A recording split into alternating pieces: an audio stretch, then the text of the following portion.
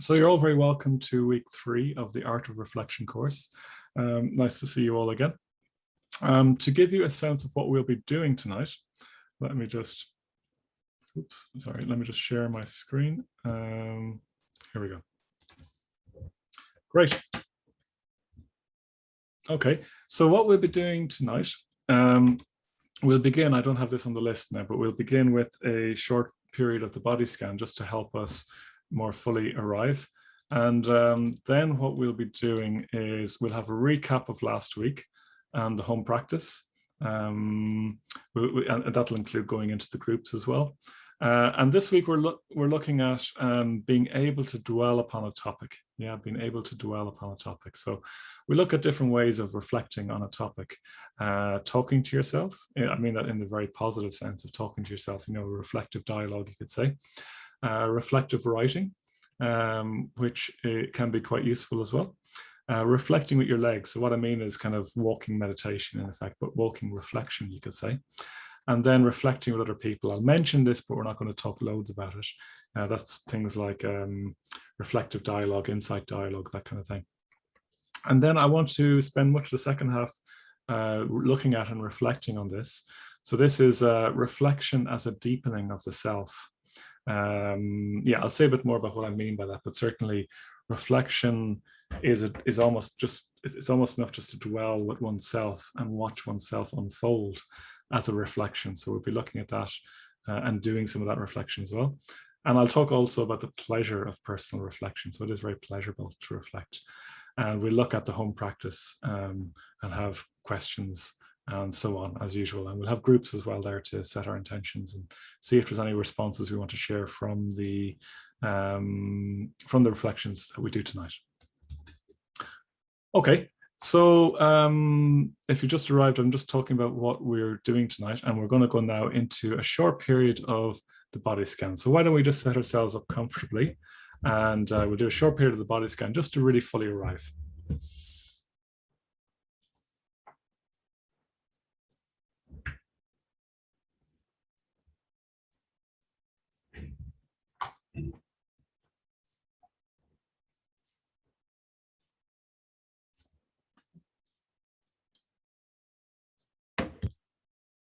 So sitting comfortably, reasonably upright if you're sitting upright.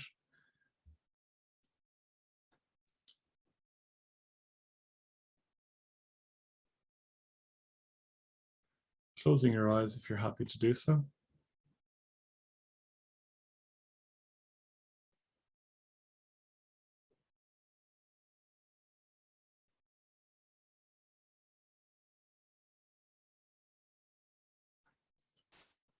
And just taking a moment to do nothing then.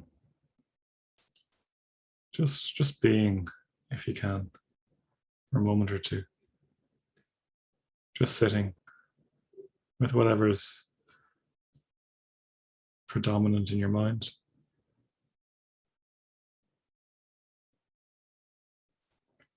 Is there something you're caught up in, infatuated with, can't let go of? Or do you just feel tired?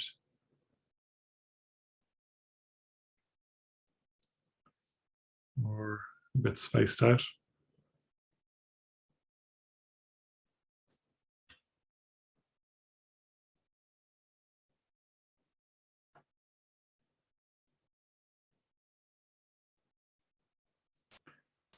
And then begin to consciously notice the sounds we can hear in the room around us, from our computers or phones, beyond the room, just allowing sounds to come to us.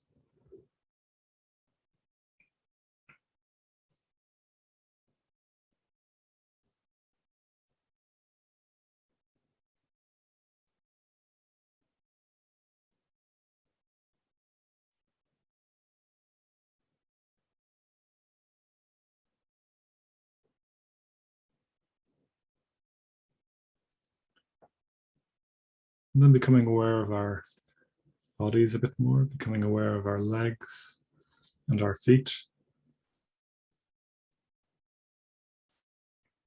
and our sitting bones. Maybe really feeling the contact of whatever parts of the legs and the feet and the hips are in contact with the chair, the cushion, the ground.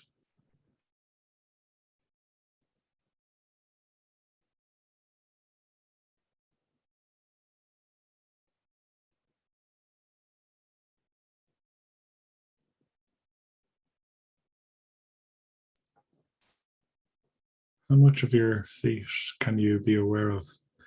How many of the sensations can you feel in the soles of your feet? And accepting however aware or unaware we are of our feet. That's just how it is right now.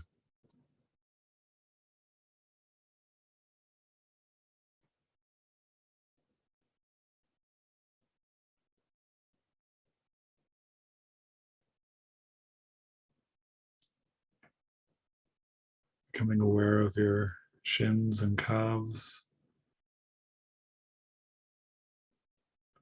even if it's just where they are. You can't feel much in them.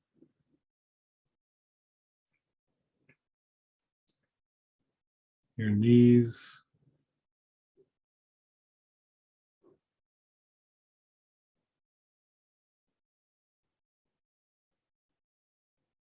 your upper legs and thighs,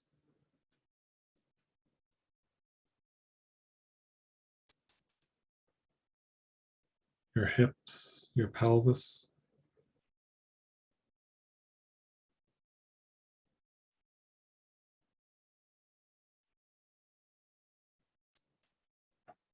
and opening then to your back and your shoulders and your shoulder blades for a few moments.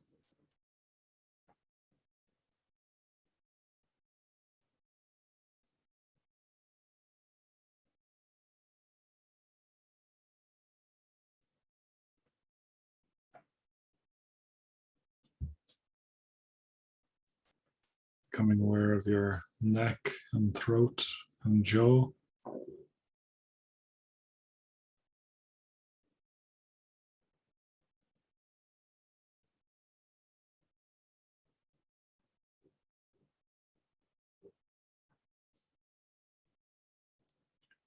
Your face is not tense or scrunched up.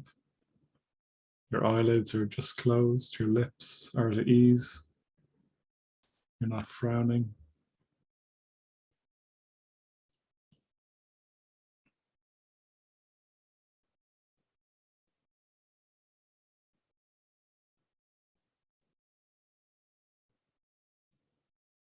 Becoming aware of the space behind the eyes, behind the forehead. Imaginatively relaxing the brain, just allowing any pressure that is built up here from your day to dissipate, be let go of.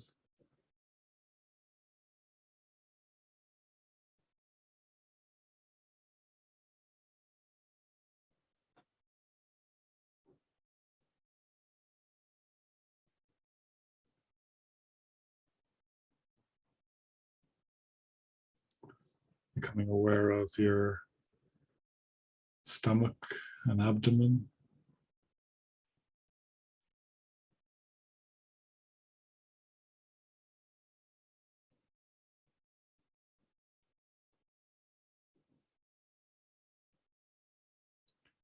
Maybe your hands, if they're becoming aware of your hands, then they might be in contact with your stomach and abdomen, wrists and arms.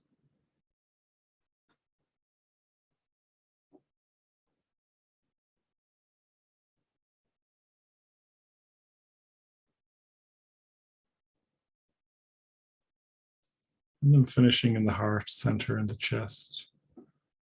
Noticing the rise and fall of the rib cage as we breathe in, as we breathe out.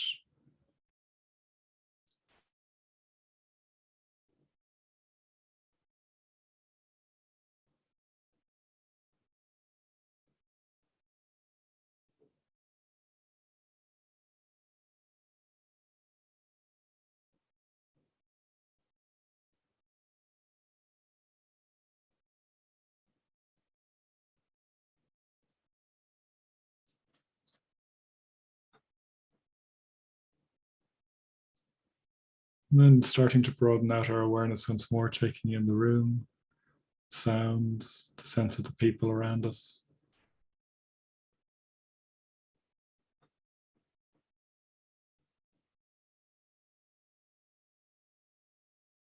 When you're ready, bringing the practice to a close, wiggling fingers and toes, and opening your eyes in your own time.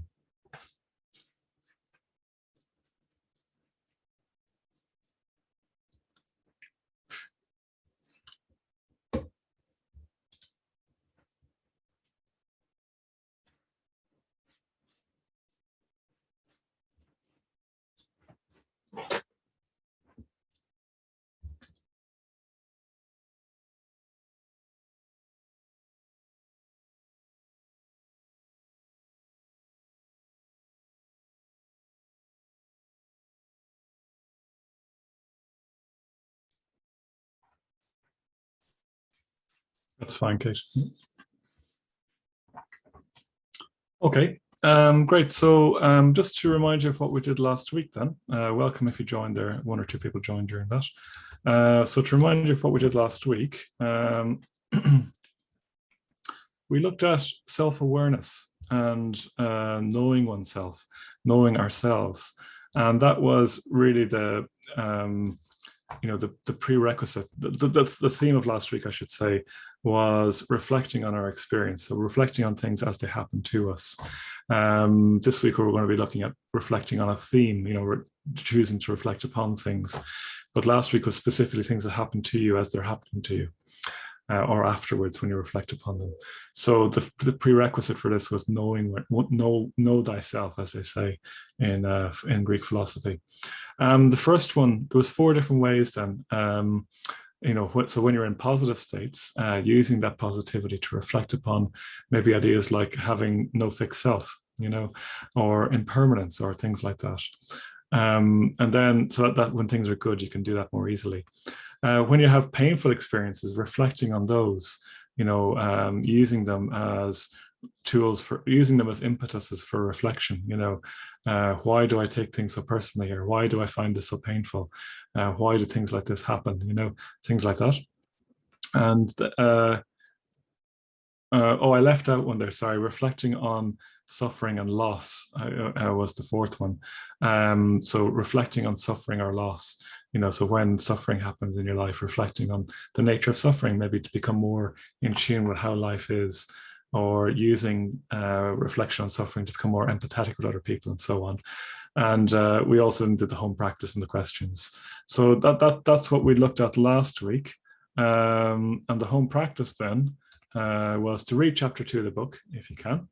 It's a long chapter, but do what you could, and continue to do 10 minutes a day of doing nothing or reflecting. Usually it's good to do a few minutes of doing nothing and then that leading into reflecting. Bring an attitude of reflection to whatever happens in your day. Yeah, so when you feel happy, you can reflect upon change or something like that, or no self. When you're in negative states of mind, you can reflect upon how they've come about, how you need to respond to them, things like that. Reflecting on being foolish, when we experience suffering, when we experience loss, when we experience grief. And I was saying as well to, let us know on Slack. If you haven't joined Slack, do join Slack.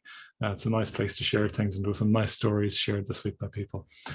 So that's that was the home practice. So I will share that now in the chat. And Stephen is in the middle of setting up the groups, if he's not done it already. Let me just share that home practice with everyone. So Stephen, whenever you're ready, you can open the rooms, and if you can't get into your rooms as usual, Stephen, just stay on and tell Stephen, and you can unmute yourself and he'll put you in the groups. And the other thing to say is that Dan isn't here this week, so I think Dan's group is, if you just report in yourselves, if there isn't enough in any group, we've had a few people drop out, we might move around the groups a little bit. Okay, so Stephen, over to you. Great. So we'll just wait for everyone to come back. Yeah.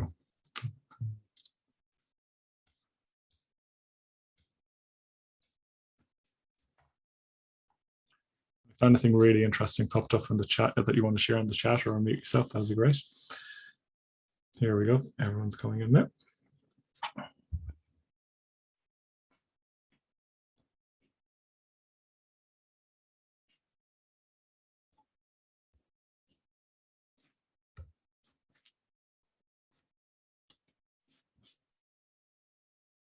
We had one of the things that struck me in my group was just that you know, as someone who can get irritated, you know, a lot of irritation kind of goes under the radar until you start to reflect on it, you know, until you start to become aware of it, and then you can reflect upon why you get irritable and what use is it getting irritable, and you know, why do you habitually do it, and why do you need to respond with irritability? There were some of the reflections going on from what we were talking about in our group. Don't know if you have any irritable people out there who might feel the same. Anyways, okay. Sorry, let me just get myself set up for the next bit. Okay, I think we're all back now. So if you have any questions about anything so far, you can always put them in the chat and we'll get to them on and around the tea break. So tonight's topic then is, well, tonight's subject or topic is reflecting on a topic. So I wanted to just read a quote from the start of chapter 3, which is the chapter for tonight, and it's a quote from Franz Kafka. He says, "You do not need to leave your room. Remain sitting at your table and listen. Do not even listen, simply wait. Do not even wait. Be quite still and solitary. The world will freely offer itself to you to be unmasked. It has no choice. It will roll in ecstasy at your feet." So it's quite a lovely quotation. So, you know, do not, you know, don't even do anything. Don't even wait. Don't even listen. Just be still and solitary, and the world will freely offer itself to you to be unmasked. It has no choice. It will roll in ecstasy at your feet. So the topic tonight is about, you know, choosing something to reflect upon and turn over in your mind. Yeah. And the world is a cat. Yeah, thanks, cat. They will. And I think the point, like, we'll come on to this right near the end when we look at the expansion of self. But I think what Kafka is evoking there, and Ratnagunna, the reason Ratnagunna is quoting him, it's got a lot of reflection is simply getting yourself out of the way for questions to emerge to you, and for things to emerge, and thoughts to follow thoughts, and so on. And maybe you've already been getting the sense because, you know, well, the sense I've got from people chatting to them on this course is you've really responded well to do nothing. And when one does nothing, remember what I said last week, I think it was, that reflection is simply giving time to the questions that occur to you. Yeah, so it's just giving that the time that it needs. So anyways, we're going to, so when we're reflecting on a topic, and I'll say a bit more and then we'll do some reflection on the topic. One of the main things we need to be able to do is stay with the object. Yeah, stay with the object. I know Franz Kafka said to do absolutely nothing, but you can take it that that's in a state where you can just naturally stay with the object. But the mind does have a natural tendency to wander. And you've probably found this in your 10 minutes of doing nothing, that your mind will wander somewhat. For me, I find it usually it's more at the start. And then by the end, it's not so much that it wanders, but it kind of plays with this and plays with that, and it doesn't quite feel like wandering anymore, even though it can still meander somewhat. Yeah, there's a difference between meandering and wandering. Well, there's a difference between meandering and wandering off because of boredom. Yeah, so we need to pay attention to things. We need to have interest. We need to be interested in something. So when on the previous weeks it's been a bit more free form, you could say. And then you're reflecting on things that happen to you. But here, we might want to keep our reflection with a certain topic. Yeah, with a certain topic. And when we're interested, things will really, the world will unmask itself, as Kafka says. And we might think that we're probably quite poor at maintaining an interest in things. But I'd imagine all of you would probably be able to watch a movie. Yeah. And or all of you would probably be able to read a book for an hour if you needed to. And, just be a bit pokey, we'd probably all be able to maintain a sexual fantasy for at least 10 minutes if we needed to, you know what I mean? Or fall romantically in love with someone if we wanted to think about them obsessively. So we are all able to stay engaged. We just need to make that a bit more deliberate. And if something interests you, it'll be much easier to do it. So if you know how to do the meditation practices that we teach, if you find the person really interesting, as we often do with the good friend, when we cultivate loving kindness for them, if you've done that practice, they will be really interesting to you and metta will naturally flow. And if you're really curious about the breath, then the mindfulness of breathing will tend to go really, really well on the whole, I find. And for me, a real central question of the Buddhist life has always been, what is consciousness? What is the nature of mind and heart? What are we in our hearts and in our minds? And there's even an old story of a Tibetan teacher called Milarepa who meets this shepherd boy, and he gives him some teachings, and they're really profound teachings to go away to reflect upon. And they're really profound and they're really simple. He says to him, what color is your mind? What shape is it? Where does it reside? Is it the same as the body? Is it different to the body? What form does it take? And the shepherd boy goes away and reflects upon this. And because he's so interested in the nature of mind, he has all these amazing insights that he goes back to share with Milarepa again. And he becomes one of Milarepa's disciples. So if we were really, really curious about something, really, really interested in something, we'll naturally be able to reflect upon it. So you need to kind of pick something you're interested in. So for me, the nature of mind is always really interesting. If that doesn't grab you, if it's something more like, what does it mean to love people? That might be a really interesting question to reflect upon. Or in our group, we're talking a bit about impermanence. Maybe impermanence is really fascinating for you. Arisings and endings. Impermanence in Buddhism includes arisings and beginnings as well as endings. So you might like to think about that. What are you naturally quite interested in? What's your big questions in life? And find a few of them as a topic to then dwell upon.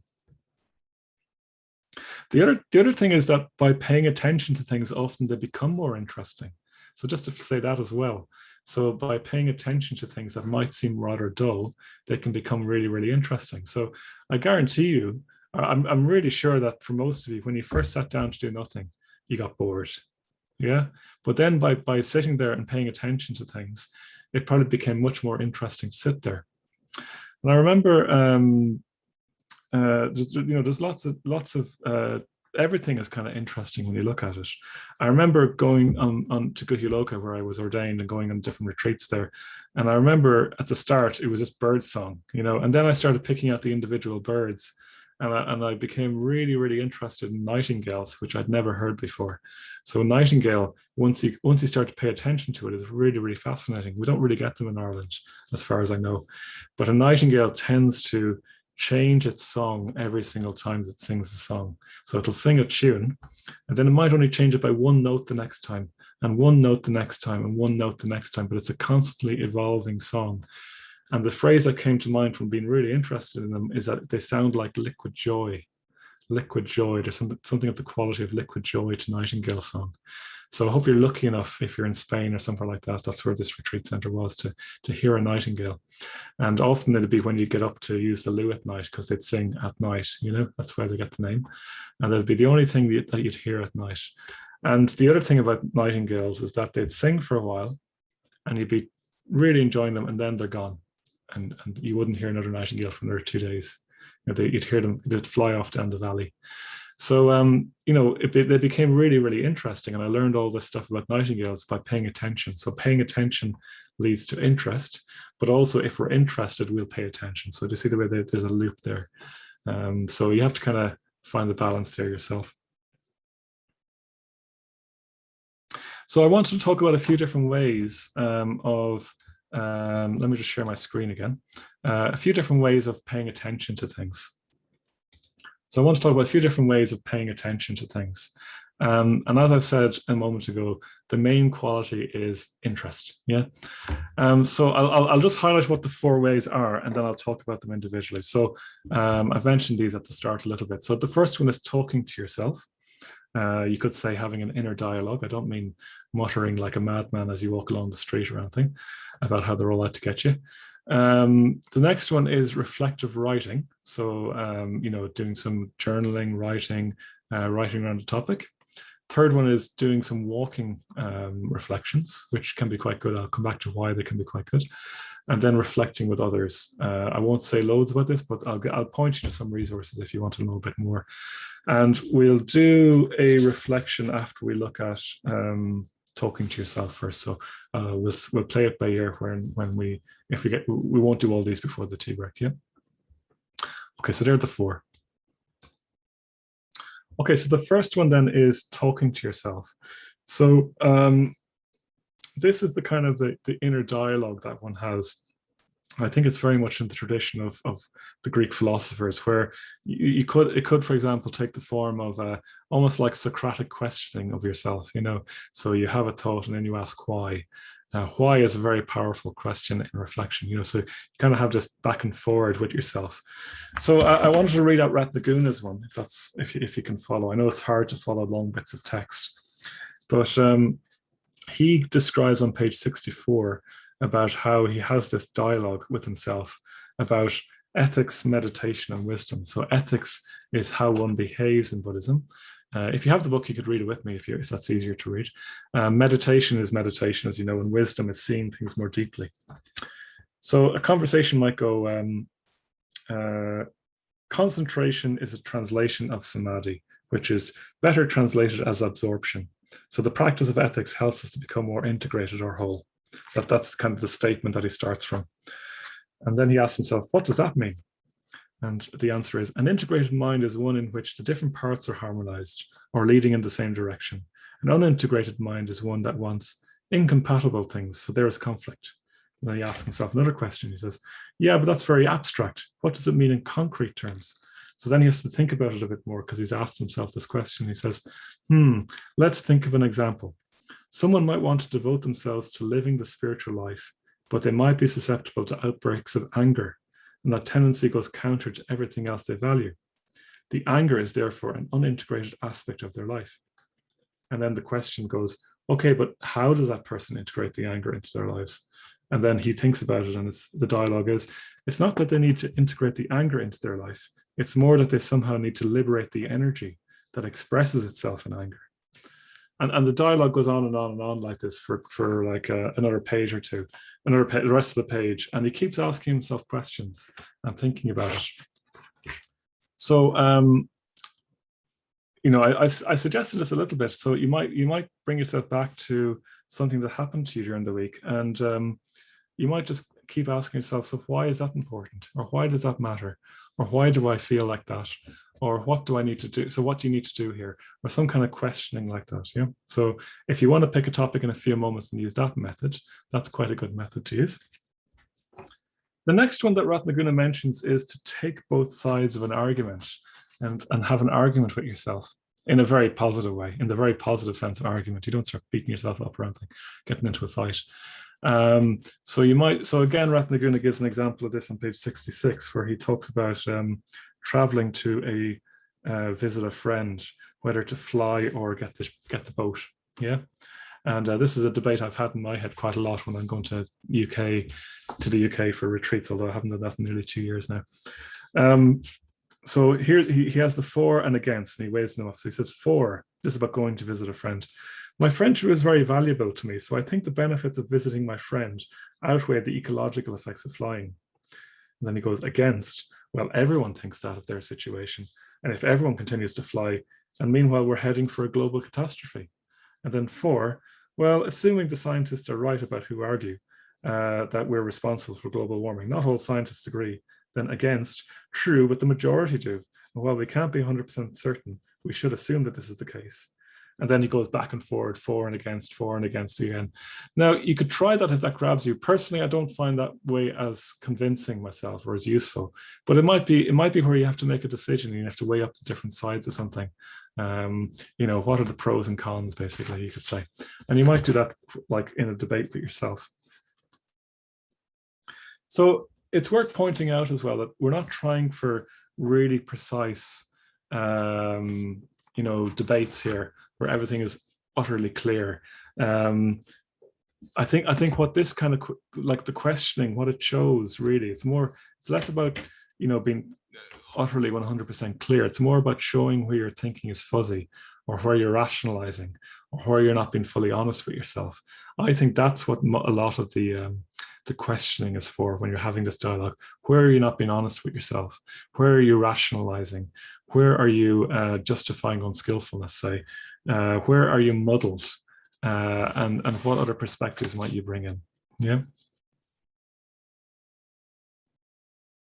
And it's important, as always, like I said last week, to be really open and honest. You're not going to necessarily tell anyone about these, so you can just be really, really honest with yourself. And you might have to be honest and say, well, I want to do this because I want it, and it'll make me feel better if I have this. And maybe that's a bit selfish, you know what I mean? And that might be where you stop, and you just have to accept that you're selfish. And then you might even be even more brave. As that, I think it's quite brave to admit that you're selfish, for example. I'm not saying you have to be, we're all selfish necessarily, but you might even be even more brave and go, so why do I need to be selfish here? So reflection should always be another thread to pull when you discuss this kind of stuff. And remember to stay in touch with your heart and your guts. And it is quite physical, and pause every now and again just to feel it as well. You have to feel it. Yeah. Okay, so I'm going to suggest we do a few minutes, about maybe 10 minutes now, actually, of reflection like that. So what we'll do is we'll sit for a few minutes doing nothing, simply sit, and then we'll pick a topic and we'll reflect upon it. So I'll say more when we get there.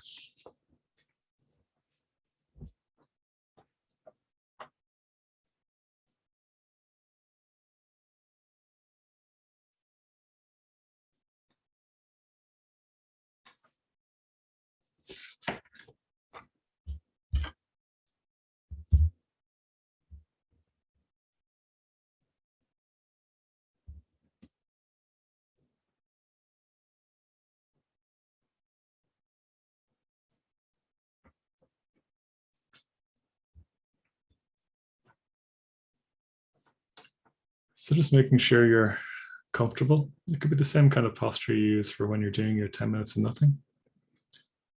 And it's up to you if you want to keep your eyes open or closed.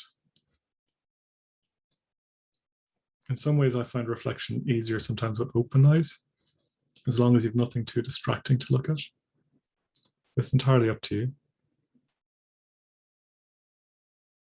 Feel free to turn away from your computer if you wish, so you can not be distracted by the faces on the screen. It's up to you.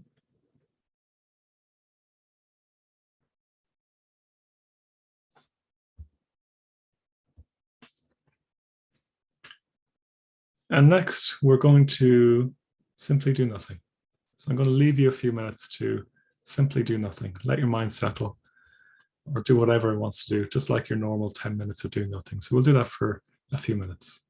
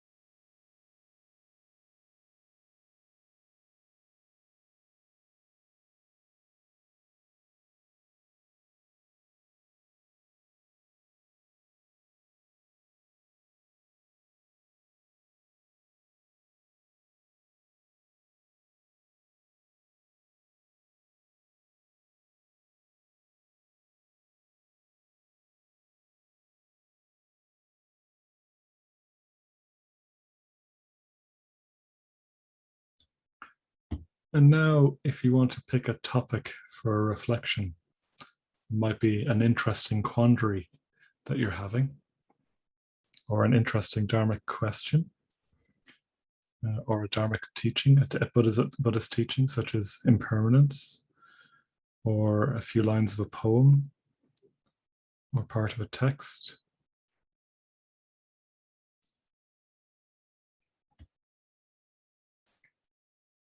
And keeping yourself grounded in your body, you can put your hand on your stomach if you want. You could start a dialogue. It might be that you just simply say what the issue is, or the quandary, or the teaching is. It might be something that happened to you in the last few days. And you could start with a simple question like, what does that mean? Or why do I have this response? Or perhaps explaining it to someone who doesn't know what you're talking about. So there's loads of time, not hurrying, and just staying connected with how we're feeling as we do this. The next 5 minutes or so.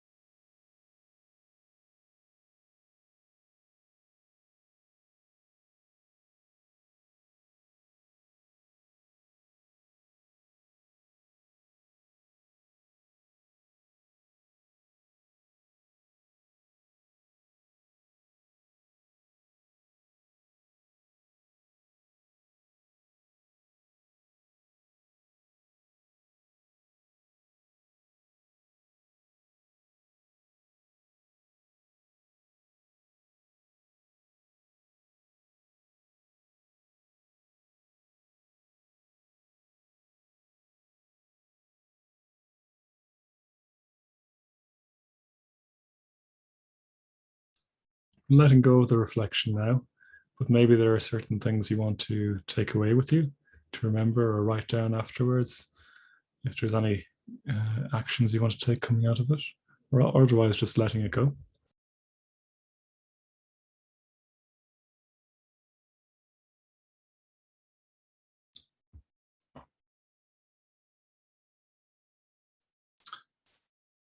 Okay.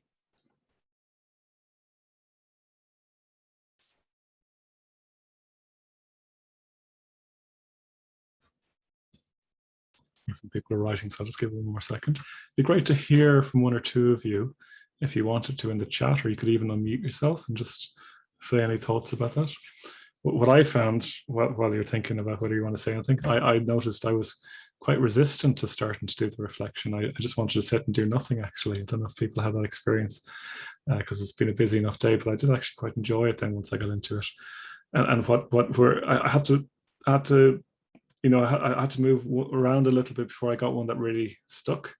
And the one that really stuck was a slight feeling of irritability with something someone had wrote in a message on a message board I'm involved in, an order message board. And that was interesting. So where I got annoyed, there was immediate emotional interest, you know, and then I was able to reflect upon it and let go of that a bit more. And I was able to take away something I thought, okay, let's not ever write a message like that because it will annoy people just as that message annoyed me. You know what I mean? So I felt like I learned something in that reflection. So if anyone wants to, feel free if you want to unmute yourself. We'll take a couple of minutes, or if you want to type in the chat. Yeah, it'd be great to hear from some of you.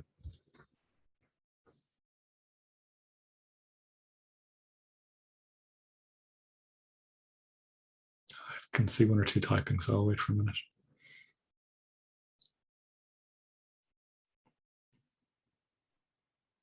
Yeah, shoulds came in are mixed with the reflection, and I think it's the body. When you ask those questions, you get that sense in the body. But I think I would have thought myself, you know, quite single-minded, know what I want, but realize there's all this shoulds be going on, maybe from societal stuff. So I think that's why reflection is probably something to do on a daily basis, just to keep yourself on track.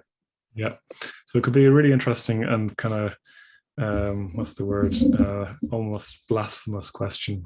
Why should I do that? You know, why should I do all these things that society expects of us? Yeah, that's a really good reflection. Sam was saying in the chat, I reflected on a decision I have to make. After some back and forward and distraction, I reached some clarity as to what to do in the meantime before a final decision is made. So yeah, so you know, you can even be aware of really final decisions and just, you know, stay with things by stages and see what emerges. Good, yeah. Give it one more minute then, and then we'll have a break. Oh, look, I'll just say a little something. I started to write and then it just all disappeared. Oh dear. I had problems arriving at a topic, and then I just thought, well, impermanence. Oh, no. Can people hear me? Yeah, no, we can hear you. Yep. They we can't. can hear you. Yeah, go for it. Keep going. Yeah, we hear everything. Okay. Well, when I went to this place in the weekend, I arrived at this home, and knowing that the occupiers were my friends, it changed hands, and I knew this was going to happen, but actually facing reality and the impermanence, it made me, for some odd reason, it made me really sad. And so I had to go with the feeling. I didn't discuss this with anyone except for now. And yes, the inevitable, you know, one went away up to, you know, in space and reincarnation, I hope, and his partner went and, you know, went to another place in Ireland. But this made me feel sad. Okay, that's it. yeah. Well, you know, there is a sadness with change as well, but there can be a beauty to it, even with sadness. In fact, sometimes sadness can be beautiful, you know. That's great. Well, definitely made her happier moving away, for sure. So positive change as well, yeah. Yes.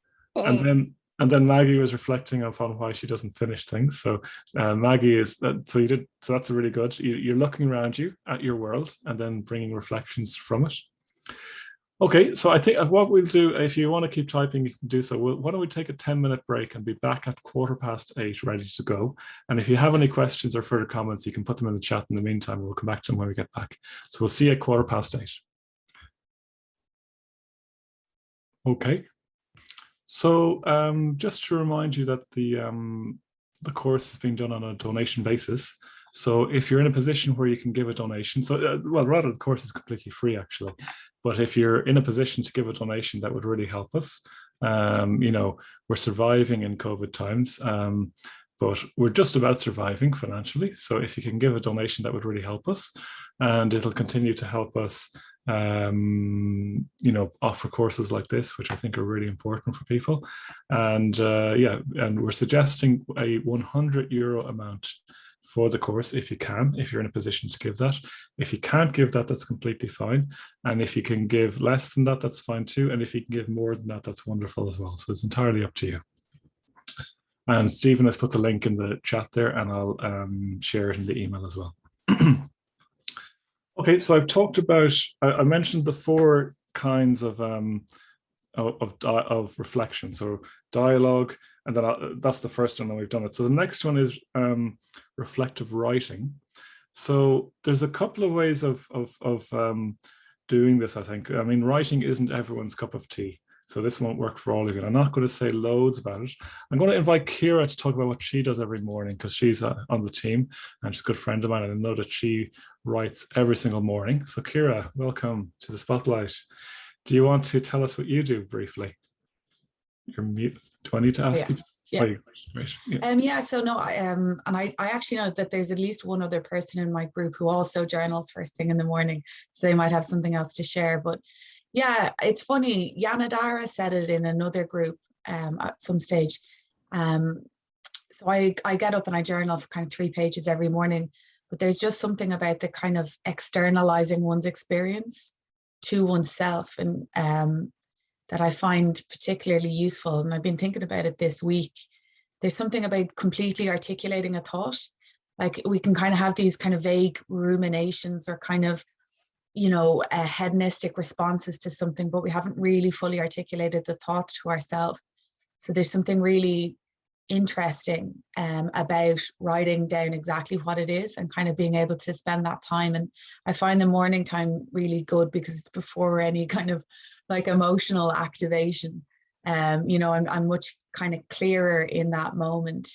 And then I suppose then from that you can draw firstly, the patterns, the things that you enjoy kind of describing to yourself, because a lot of the time it's just kind of noting what's happened. But interestingly, again, it's that that part of your day that you want to skirt past, and kind of whether or not you really want to engage with yourself on that level. Sometimes I do, sometimes I don't. Sometimes they're just a bit too sticky or a bit too charged, but it is, I always feel better having kind of deconstructed that with myself. And it's also from that I've kind of learned something around my own voice as well, and my own kind of intuition as well. And I drink it with a strong coffee first thing in the morning, so it's extra nice. So yeah, that's my experience anyway. I don't know if other people do something similar. Great, thanks, Kira. That's great. And I know you're a big fan of journaling, so I wanted to get you on to say that. So I'm not a journaler. I don't think I've ever journaled in my life, actually. But what I do really enjoy in terms of reflective writing, so that's one way that Kira's described. What I really enjoy is, now this might not work for you guys, but I enjoy having to teach, and I enjoy having to write Dharma talks. So, I have my notes here, which are usually pretty well written out. And I think being forced to explain things and to write it out in this way really makes me think about things, because you can have a general sense of, oh, I know what impermanence means, or, oh, I know what loving kindness is. But until you have to write it out, like Kira say, kind of there's something about articulating and actualizing a thought. Thoughts are very slippery until you have to put them down. So I could really recommend that as well. Just trying to write out what does impermanence mean? Just be really, imagine you're teaching an alien who's dropped in from outer space what metta is, for example, what loving kindness is, and you're trying to explain it to them. So it's about the articulation.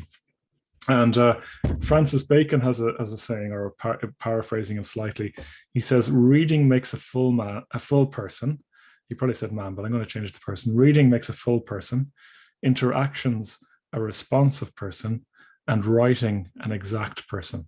Yeah. So reading makes a full person. Interactions, a responsive person. And writing, an exact person.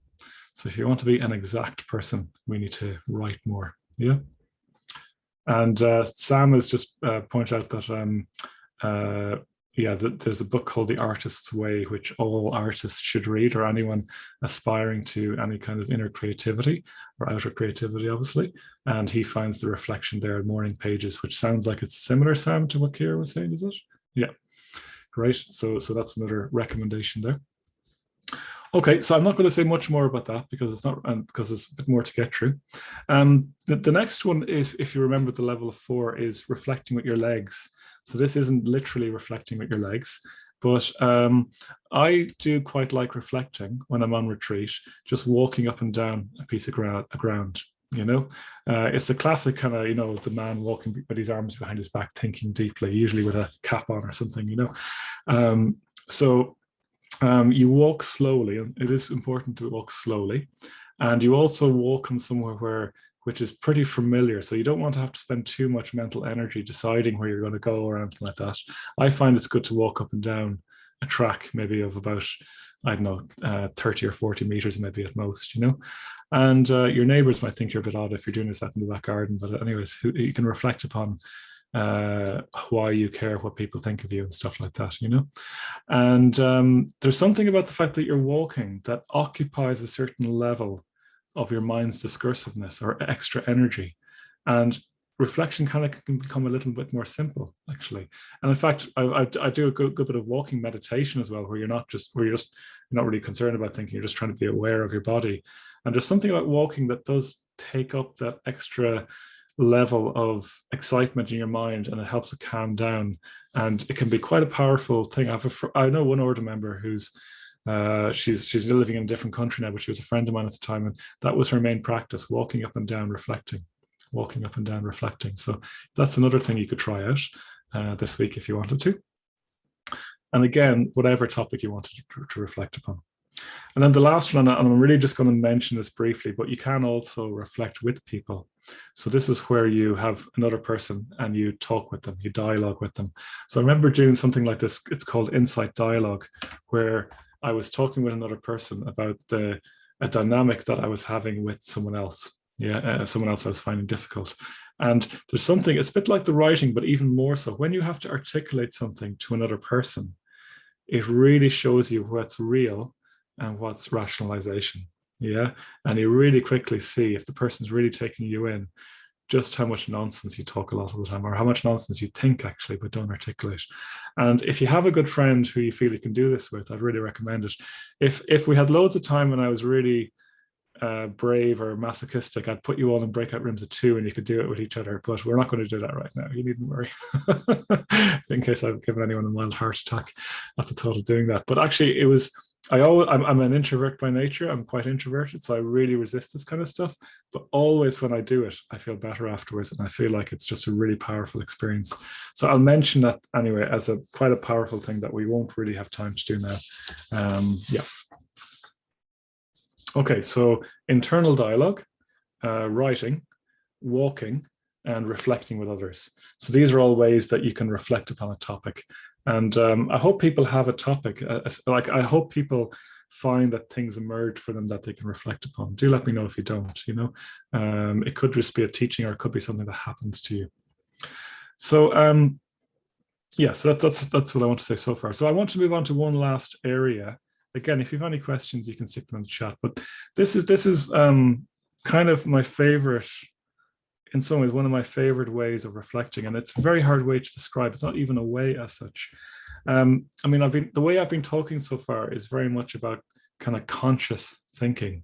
You know, conscious thinking, where it's almost like you're thinking like a book or something. But there's something bigger than that happens with reflection.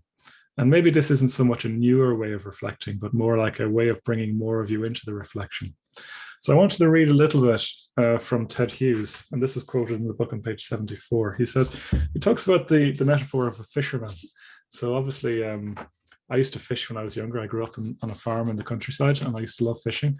But obviously, this time we'd be fishing without a hook, obviously, So he says, this is a little long, but I think it's worth reading it all. As you know, and this is page 73. As you know, all a fisherman does is stare at his float for hours on end. I have spent hundreds and hundreds of hours staring at a float, a dot of red or yellow, the size of a lentil, 10 yards away. Those of you who have never done it might think it is a very drowsy pastime. It is anything but that. All the little nagging impulses that normally distract your mind dissolve. They have to dissolve if you are to go on fishing. If they do not, then you cannot settle down, you get bored, and you pack up in a bad temper. But once they have dissolved, you enter one of the orders of bliss. Your whole being rests lightly on your float, but not drowsily, very alert, so that the least twitch of the float arrives like an electric shock. You are not only watching the float, you are aware in a horizonless and slightly mesmerized way, like listening to the double bass in orchestral music, of the fish below there in the dark.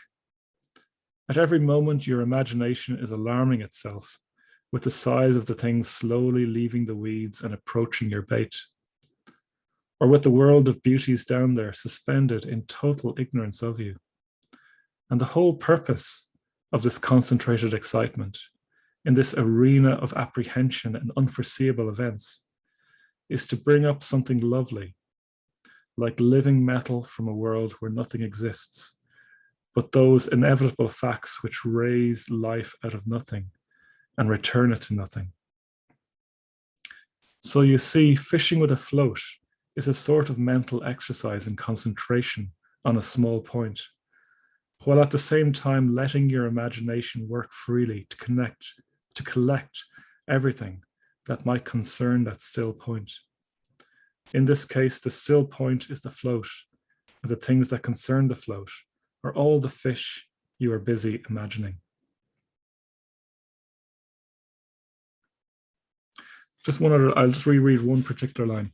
The whole purpose of this concentrated excitement in this arena of apprehension and unforeseeable events is to bring up some lovely solid thing, like living metal from a world where nothing exists. So you're trying to bring up some lovely thing. You're trying to sit with your experience and allow the reflection to unfold until some lovely thing emerges that you cannot predict. It's like those fish that you imagine running, rummaging, or swimming through the weeds underneath the water. And it's really quite hard to describe this, but how it feels to me when I do it is like an enlarging of self-awareness, an enlarging of my sense of self. It's very, very pleasurable, it's very, very enjoyable. So to give an example, I was down visiting my family at the weekend, and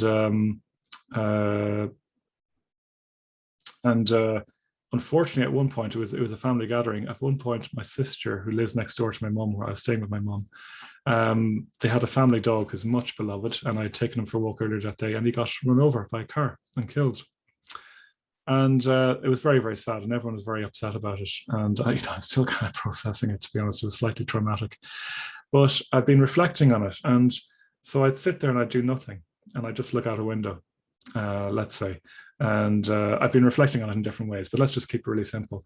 And then I might just feel this feeling of sadness and feeling of, no, I don't want to go there, And then my reflection would be, oh, that's really interesting. Can I let that in more? And maybe the image of the dog comes to mind, who, again, I really, really love that dog. Luca was his name.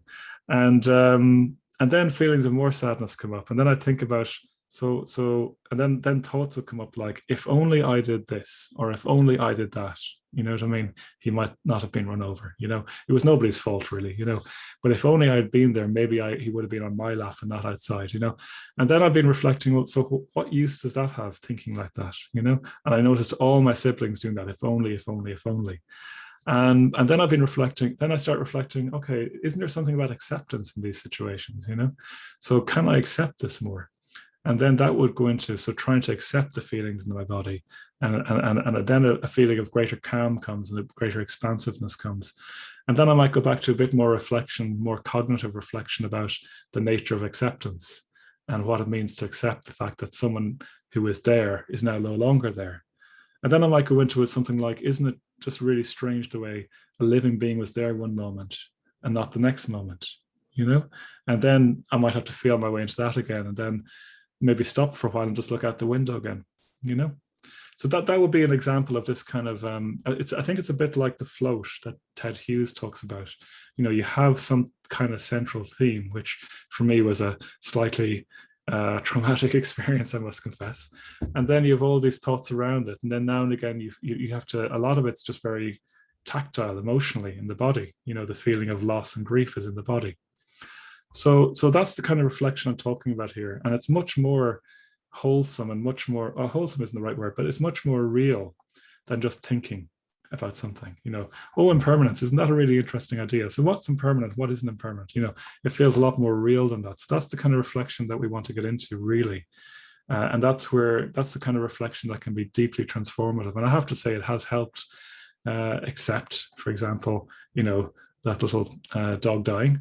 And I feel a lot better as a result. I mean, better maybe is the wrong word, but I feel a lot more, a lot less upset about it, I guess would be the best way to put it. And then there's also an opportunity there to reflect upon, well, this is the nature of life. And at times I've been able to say with that, you know, this is how life is, that, you know, just as it is with a dog that I'll be okay with pretty quickly, you know, it'll be all my loved ones at some point will die, you know, so that could be a positive reflection. You don't do it if it's going to make you depressed, but, you know, that's the kind of territory you could go into then with that kind of momentum. So I hope I've given you a sense of what I mean. Thanks, Miriam. I hope I give you a sense of what I mean by this kind of reflection. It's staying open and it's feeling things as much as thinking things, and it's been very embodied. And it's kind of it's metaphorically staying open to the fish that you don't know yet, you know what I mean, and at the same time being relaxed and being really, really present with what you're doing. Now, it's not always possible to do this, you know what I mean. If you're a bit distracted, it can be just a bit abstract or something, or, you know, but I think it can be good to bring things that have an emotional impact to this kind of reflection. Yeah. So we'll do that in a moment. The last thing is that reflection, now maybe not that kind of reflection that I was talking about there, but it can be very, very pleasurable to reflect. Or in this case, I think it was very satisfying to reflect, which is a bit different to pleasurable. You know, maybe satisfying isn't even the right word. It felt like it brought me to a deeper place of meaning. And I think meaning is what brings us the most kind of satisfaction in life. So again, satisfaction doesn't feel the right word, but you know what I'm getting at. It brings the most significance maybe to life would be a better word. So I think really good reflection like this brings us to a place of deep significance. And I think as human beings, what we want most is to feel in touch with significance. Yeah. So anyways, I've probably said enough for now on that. So when we're doing the reflection, we're going to really practice really being aware of all our feeling tones and how we're feeling in the body and our emotions. And then we're going to open it up a little bit more to whatever we want to reflect upon. Usually something, this time let's try something with a bit of an emotional charge perhaps. And then kind of there's an interplay of reflecting on it and then feeling how that happens, reflecting on it, feeling how that happens, and then maybe seeing if you want to, you know, what develops, what fish emerge from the depths. Yeah. Is it all clear? A few nods. Yeah. Okay, good. And if it is too strong a thing to reflect upon, you can always just pick something easier or back off or reflect upon, you know, wow, this is intense, you know. But don't go bringing up your most traumatic memory either if you don't want to. Yeah? And it could be pleasurable as well. It could be on something really nice. Usually I find reflecting on the nature of mind really, really interesting and nice. You could reflect, what is consciousness? Where am I in my body? Am I my arms? Am I my legs? You know, you could reflect upon something like that. Am I the same as I was yesterday? Am I the same person now as I was yesterday? That's always a really good one. So there's lots of different ways you can reflect. Okay, so we'll do this for about best part of 10 minutes. So why don't you set yourself up again?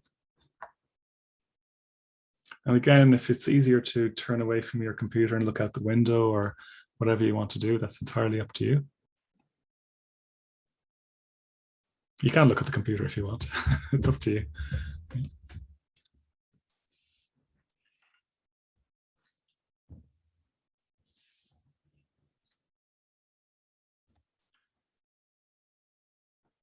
So you can choose to keep your eyes open or closed.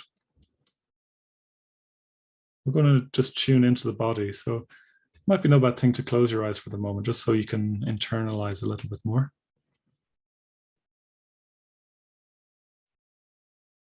So noticing how your body feels.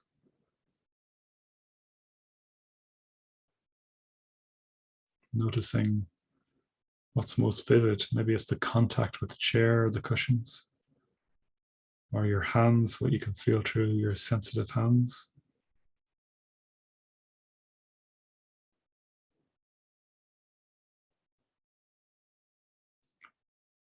If you need some support getting more into your body, you could breathe into your belly and just notice the movement as you breathe and the breath coming in and going out.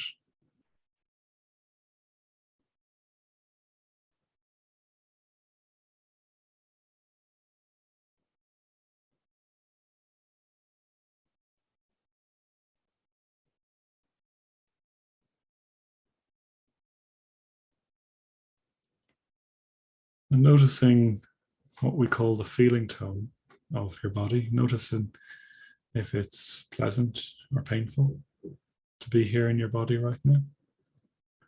If you're at ease, comfortable, or if you're somewhat uncomfortable.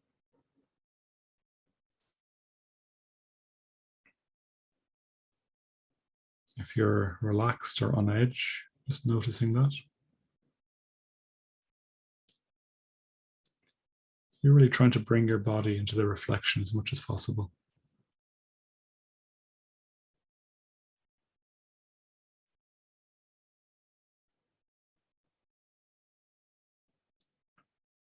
And being open then to the emotional tone of your experience.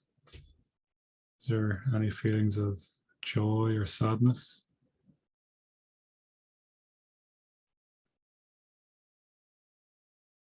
Delight or impatience? Love, hatred?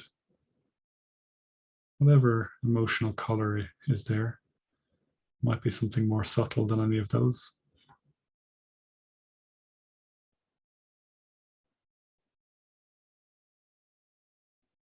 And just opening to it without needing to do anything about it.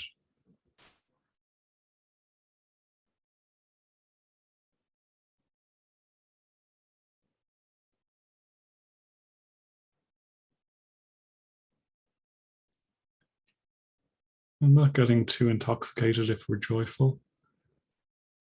And just letting any sadnesses be, painful emotions be. We don't need to fear sadness.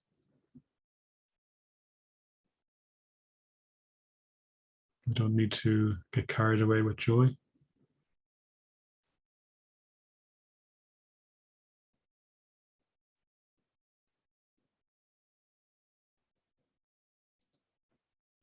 And being sensitive to feelings of expansiveness and constriction.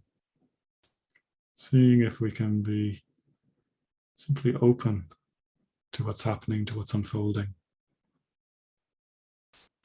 And if we're feeling constricted, can we just ease that or loosen that? Any kind of feelings of emotional constriction or mental constriction. Letting go into openness and expansion if we can.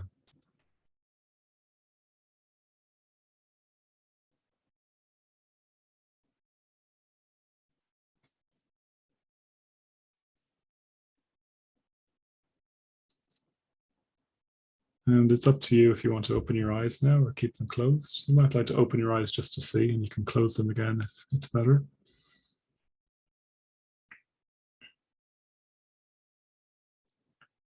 And if there's anything you want to reflect upon, you can start to bring it in now. It might be something with an emotional charge for you from your week.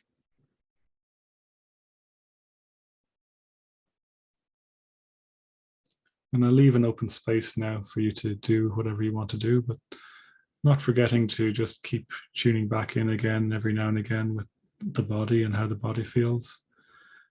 And any images that come to mind. Doesn't all have to be cognitive. And we'll do this for 5 minutes or so.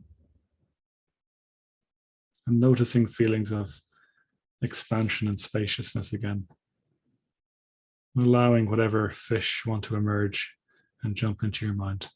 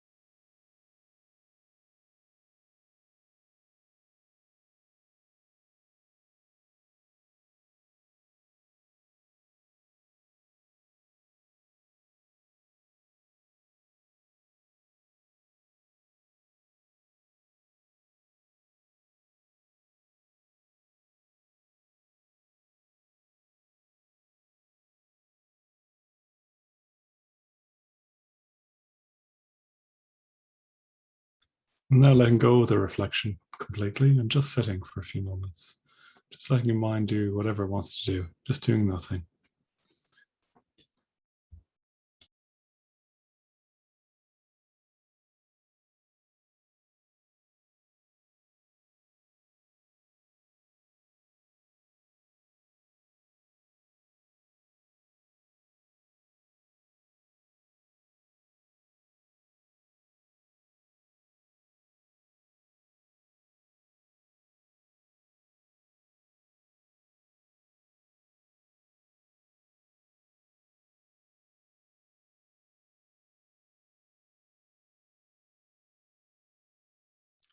Okay, so I hope you found that okay. I hope you weren't bored or traumatized by it. I hope you had a good topic for reflection. So we'll have a chance now to go into the groups and chat about that. So we'll go in for 10 minutes, Stephen, in a moment, just to share what we're going to, the home practice this week, because we're pretty much finished now in terms of presenting material. So this is from earlier.